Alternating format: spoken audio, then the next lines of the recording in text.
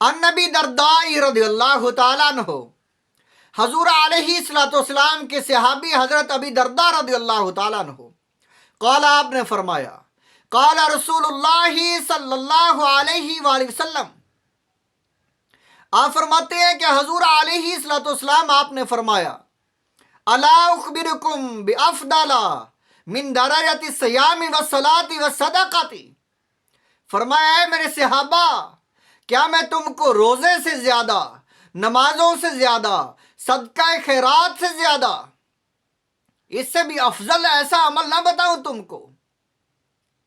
صحابہ کرام نے عرض کی، قالوا بلا یا رسول اللہ، ضرور بتائیں، جو روزے سے بھی زیادہ افضل ہے، جو کہ نماز سے بھی زیادہ افضل ہے، صدقہ خیرات سے بھی زیادہ افضل ہے۔ صحابہ نے عرض کی، یا رسول اللہ ضرور بتائیں ہمیں۔ قالوا بلا، یا رسول اللہ بتائیں ہمیں، یا حبیب اللہ ہمیں بتائیں۔ قال اصلاح ذات البین، فرمایا لوگوں کے درمیان جو جھگڑ رہے ہوں، آپس میں جھگڑا کرنے والوں کے درمیان صلح کرا دینا، یہ سب سے افضل عمل ہے۔ صلح کرانا نماز سے بھی افضل، روزے سے بھی افضل، صدقہ خیرات سے بھی افضل ہے۔ اور جو اس کے متضاد کام کرتا ہے، جھگڑا کروا دیتا ہے، اس کا پھر گناہ کتنا بڑا ہوگا۔ یہ تو صلح کرانے کا اجر ہے۔ حضور علیہ الصلوۃ والسلام آپ نے فرمایا، درجۃ الصیام بافضل من درجۃ الصیام والصلاۃ والصدقۃ، نماز سے، روزے سے، صدقہ خیرات سے افضل۔ کیا افضل؟ فرمایا افضل یہ ہے، قالوا بلا یا رسول اللہ، صحابہ نے عرض کی، یا رسول اللہ ہمیں بتائیں کیا افضل ہے؟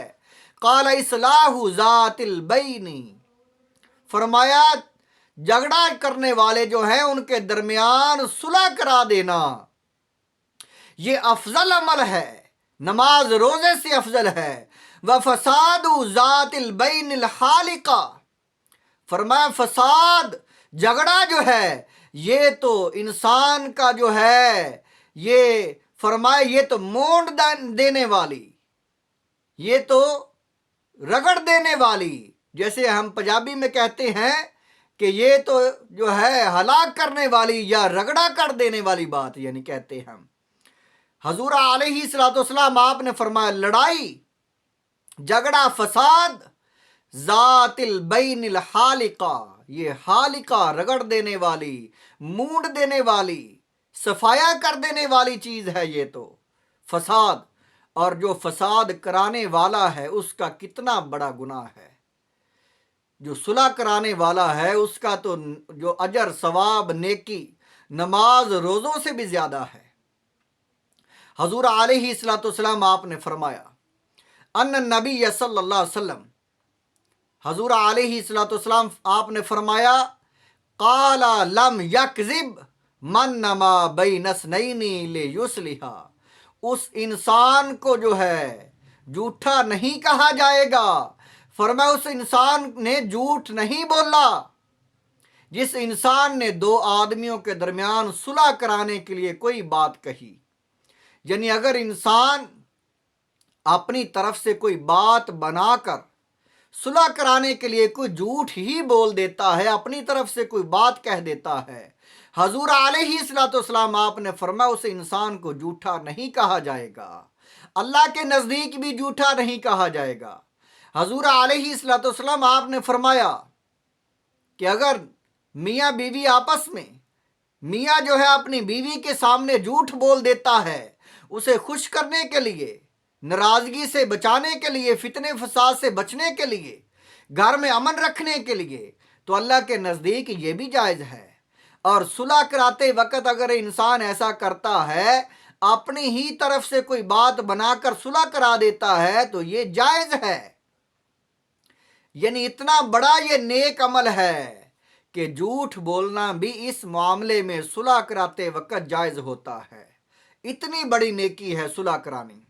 اور جو انسان فساد کروا دیتا ہے اس کا پھر کتنا بڑا گناہ ہوگا۔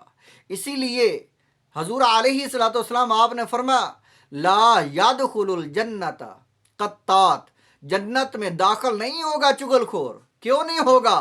कि चुगली जो ऐसी चीज है कि ये दिलों में रंजिश डाल देती है, फसाद करवा देती है, झगड़े करवा देती है। चुगली दूसरों के ऐब जाहिर करने से झगड़ा होता है। तो इसलिए फरमाया जो इंसान ऐसा है, चुगली करने वाला है, वो जन्नत में दाखिल नहीं होगा।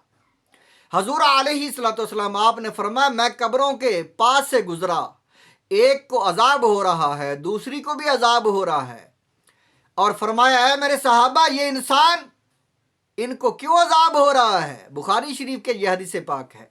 फरमाया ये इंसान जो है ये पेशाब के छींटों से नहीं बचता था, और ये दूसरा इंसान ये चुगलियां करने वाला है, ये चुगली करता था, फसाद डाल देता था, इसलिए अजाब हो रहा है। चुगली इतना बड़ा गुनाह है कि ये फसाद का जरिया है। और सुलह कुरानी इतना बड़ा अजर है, फरमाया नमाज रोजे से भी बढ़कर ज्यादा अफजल अमल है।